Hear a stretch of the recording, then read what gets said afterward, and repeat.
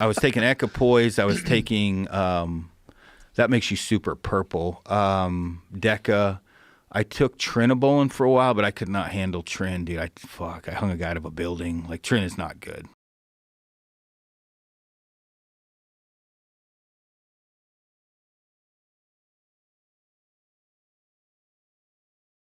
What's up, guys? Derek, moreplates180.com. Today I'm going to be reacting to the video on the JRE Clips channel of steroids wreaked havoc on Aron Snyder's health. So a bunch of people forwarded me this, and apparently it talks about a bunch of compounds that I've discussed at length on my channel, and just kind of reacting to it. And we're going to see what they have to say on some of the pharmacology that we have all come to know and love, and see what kind of side effects he got and see what I think about it, I guess. So I guess we're just gonna start from here. I do everything in moderation, and where I used to lift super heavy for power, like crazy heavy. Well, you used now, to be a big motherfucker, right? I'm 70 pounds bigger than I am now.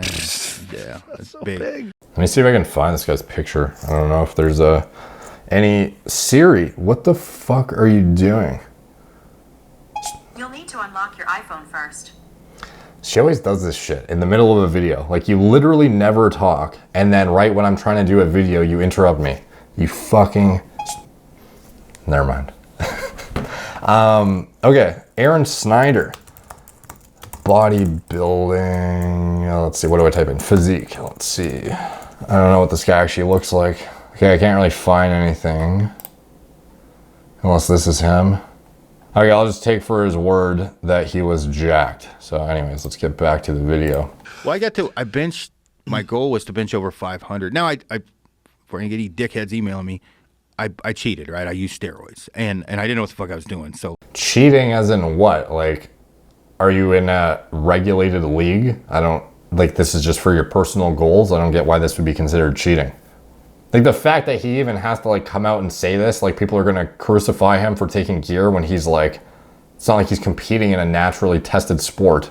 So it's kind of like, I don't know why you're appealing to assuming everyone's gonna look down on you for taking gear. But anyway. But I tell you what, when your wiener breaks from taking that, that'll make you stop doing anything. Because that's what happened. I didn't know what the fuck I was doing. But I got to where I could lift pretty much anything I wanted. I couldn't walk from me to Jamie and back without getting winded. And so... Classic. Probably did a dirty bulk. I mean, can I just list what I took? It doesn't matter, Sure. right? So I was taking 250 milligrams or 1 milliliter of enanthate every 3 days. So basically, I was taking 3 shots a week of enanthate. I don't know what that is. Does Joe Rogan not know what testosterone and enanthate is? Is that hardcore stuff? No, it's just Is that hardcore stuff? testosterone, 250 Okay. milligrams. Okay. So I take 1 shot of that a week now for being on Testosterone replacement therapy. testosterone replacement. So he takes 250 milligrams per week for testosterone replacement therapy, which is actually pretty fucking generous, considering he is, like, essentially, you know, not on gear anymore. That's a bit of a cycle, dude. That's a mini cycle right there, in my opinion. I'd have to see his blood work to confirm, but I can almost guarantee his free T is pushing like 30 to 40 with that dose. Nanograms per deciliter, that is. But I was also taking equipoise. That's for horses. How the fuck does Joe know that EQ is for horses, but he doesn't know what enanthate is? Like, some obscure, well, it's not that obscure, but some relatively obscure exotic steroid used for fucking horses. You know what that is, but you don't know what one of the 2 most popular esters is for testosterone replacement therapy for testosterone. That seems fucking baffling to me. Yes, it is. I was taking equipoise. I was taking, that makes you super purple. What? That's definitely not a good sign. Deca. I took Trenbolone for a while, but I could not handle Tren, dude. I hung a guy out of a building. Trenbolone? Sounds like, I'm assuming he's talking about Trenbolone because he just says Tren there, but it's probably confusing Trenbolone and Trenbolone. I don't know. Like, obviously, I don't expect him to remember the name exactly, but let's just assume he's talking about Tren right now. Like, Tren is not good. Yeah, definitely Tren. It's superhuman strength, aggressive, sex drive, but superhuman dickhead too. Like, it's just not for me. So I only took that for. That's definitely true, and I talk about that in my Trenbolone videos. It is probably the most strange compound on your mental state in terms of exacerbating I don't know, personality defects potentially, but more so just makes you overly paranoid of everything, makes you, you know, you're really, can get set off easily when you wouldn't be otherwise, makes you extremely, you know, some people can handle it fine, but for some people it's like the relationship destroyer. A little bit. And I didn't take it for that long. The one thing I found out is, one, there's a reason that you're not supposed to be on that shit. And I'm not a religious guy, so I'm not going to say God didn't mean you to be that way, but somebody didn't mean me to fucking be that way. Like, well, you're monkeying with your structure, you know? Like you have a chemical and biological and hormonal structure of your body, and you're monkeying with that. You know, you're adding massive amounts of muscle to your body. You're adding superhuman levels of hormones to your body. Super physiological. Well, and like the first time I took equipoise, it's a horse decongestant. So I took it and I was decongestion? like, yeah, it's like cleans out the airways or opens up. It's a bronchial dilator. So I'm hacking shit up. I'm like, what am I getting sick? Well, it's because there was horses and pigs on the fucking container, right? Idiot, right? That's what he's using, like literal EQ. He's using like vet grade shit. People ask me about it. I'm like, don't do it. Eat healthier. Work out hard. Like, I lost everything anyway, but... This guy sounds strangely like Seth Feroci. He almost looks like him, too. It's like a small Seth Feroci. So the problem is in the middle of that, they have Deca, and they call it Deca Dick, right? It makes you, like no sex drive. And I wasn't taking anything to... Because I watched Hidalgo, right? And the horse fell in the pit with my daughter, and I started crying. I don't cry. Hidalgo? It's a movie, right? Okay. Anyway, horse falls in the pit, and the horse gets, like, a spear in its leg, and... I'm crying. I'm like, what in the fuck is wrong with me? Well, you're emotional. Jesus, my estrogen levels were like through the roof. So one common misconception about nandrolone decanoate is its effect on, well, to be honest, most people just don't even understand how it works. So this guy talking about how Deca Dick obviously doesn't actually know how it works. And there are a few mechanisms at play, in my opinion. This is obviously just speculation based on my own theories, but it's progestogenic in nature. It can inherently activate the progesterone receptor, which can have an anti-androgen-like effect on your dank in particular, as well as your sex drive. In addition to that, it 5-alpha reduces into a less androgenic metabolite in 5-alpha reductase dense tissues, including but not limited to where you would expect to cause dick issues. So this is why testosterone 5-alpha reducing to DHT has such a potent effect on like vasodilation and whatnot for the dank, and Deca potentially the opposite, because it 5-alpha reduces into a much less androgenic metabolite with a lower binding affinity and lower androgenicity. And its effect on estrogen, it doesn't inherently convert to estradiol like this guy is implying, or rather it upregulates the aromatase enzyme itself, as well as via a byproduct of its progestogenic activity on the progesterone receptor. So getting Deca Dick essentially is not a result of taking Deca necessarily, it's more so a result of poor planning in a protocol design. I looked, and like an idiot, I had 200 milligram per milliliter Deca, and then I had another bottle that was like 400 or something, and I got them mixed up, so I was doubling up on Deca. Like I said, some of the dumber shit. How long did you do this for? Maybe a year and a half. Did you get yourself checked out after it was over? Oh, yeah. Everything's okay? Well, when I first got off, I wish I had a photo. I don't know if we could pull one up, how big I got. Dude, I look like that rock on Fantastic Four. It's fucking weird. I'd like to see a picture. I don't know if does anyone have one. Put it in the comments down below. If you can link it for us, we can check it out. But I'm actually interested because he looks like a pretty regular guy here. And if he looked like the guy from the Fantastic Four, that'd be interesting to see. I don't believe really in the roid rage thing because I never got that. What are you talking about? You're just telling me you're hanging a guy off the side of a building. That's roid rage. Yeah, well, let me finish. Good point. But I think if you just take an increased amount of like testosterone and anabolic in general, if you're a happy guy, you're happy. If you're a sad guy, you're sad. And if you're a dickhead, you're more of a dickhead.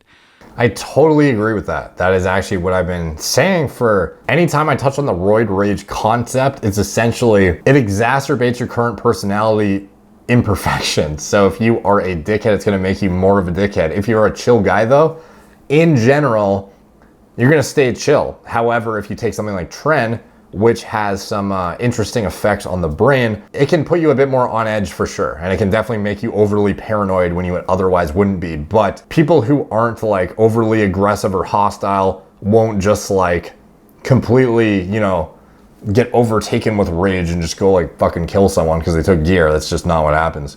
The thing with, Tren, that's why I got off it. That was one thing for me that definitely, I was changing psychologically. When I got off, it was the problem. Like, that's the relationship destroyer drug right there. Emotionally, I was a wreck. Like, that's the closest. I'm not like a suicidal guy. That's the closest where my brain just didn't function right. I think a lot of that, I don't know if he did a post-cycle therapy protocol or anything like that, but typically the kind of like depression, what he's discussing doesn't sound like trend paranoia or anything like that. It sounds more like crashed endocrine system and just having like, probably having like a shutdown testosterone production, having his body weaning off of a long ester of Tren or something like that. Like, you're going to be in a state of shutdown for longer than you would be for other compounds, and like 19-nors are extremely suppressive even at minuscule dosages. But on top of that, like during that phase between while your body is going through the 5 half-lives and clearing the hormone out of your system to a point where it's no longer suppressive, where it can then kick everything back up, if you don't approach that phase properly, that sort of in between where you're clearing the hormone and you're dealing with like a shutdown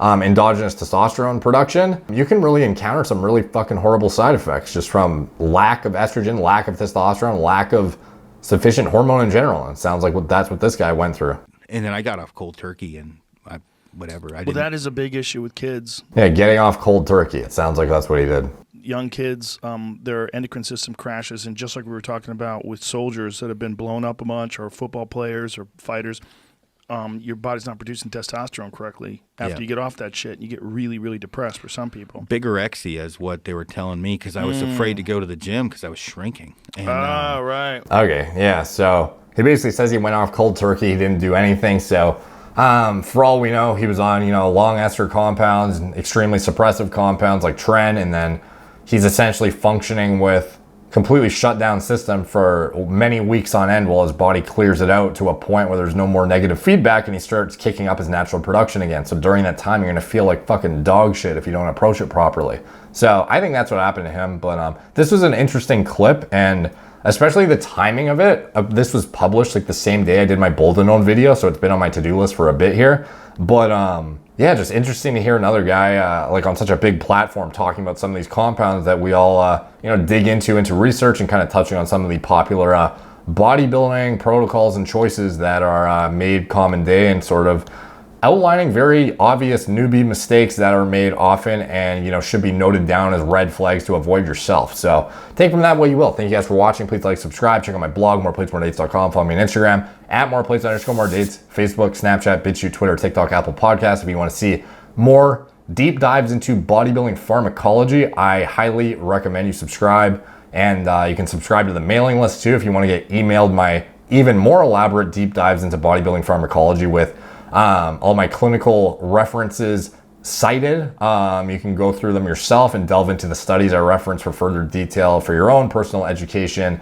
And all of the topics I break down are in more, they have like table of contents, concise subsections. Everything is organized in a very professional way in the articles, much more so than my videos. My videos are essentially rough renditions of what becomes a polished article. So if you want to get sent the articles, the only way you're going to get those is if you subscribe to the mailing list in the description below. If you want to support the channel, you can check out anything I'm associated with in the video description below as well. My TRT clinic, if you are seeking testosterone replacement therapy, hormone optimization in any context, I recommend you reach out to them. The patient care coordinators are well qualified to take a look at your bloods, address any imbalances or deficiencies you may have, and then from there you can arrange a consult with our doctors over telemedicine. It's all very convenient from the comfort of your own home. Skype, FaceTime, Zoom, whatever's convenient for you, and get prescribed whatever medication may be warranted for your personal situation. You can save $50 off your first order with the coupon code MPMD50. You just put that in the contact form or wherever it is, just mention it when you're talking to them, and they'll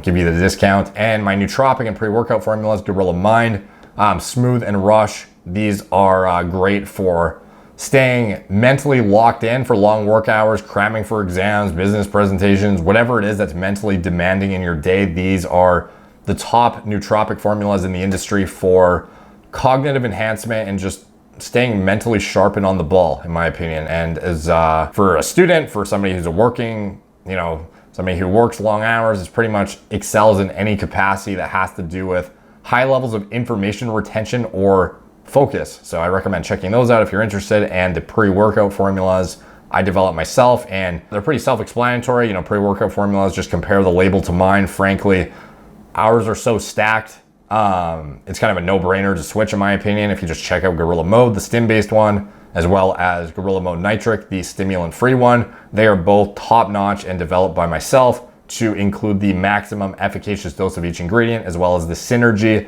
between certain ingredients is put in for a very specific reason. So check those out if you're interested. And anything else I'm associated with, I also have a comprehensive blood panel down in the video description below if you are somebody who is pre-cycle, mid-cycle, post-cycle. This is a comprehensive panel that'll look at the major health biomarkers that are critical to look at, in my opinion, to evaluate your overall health status. And on top of that, have high sensitivity testing, which is absolutely imperative, in my opinion, to get accurate representation of your health status. Because if you're using compounds that are not testosterone, you're using other anabolic agents, they will cross-detect in electrochemiluminescence radioimmunoassay blood test results as testosterone and artificially inflate your blood test results as testosterone or estrogens that may otherwise be other forms of estrogen, like estrone, estradiol, other methyl estradiol. Things are going to artificially inflate your E2 if you don't get sensitive assay testing, as well as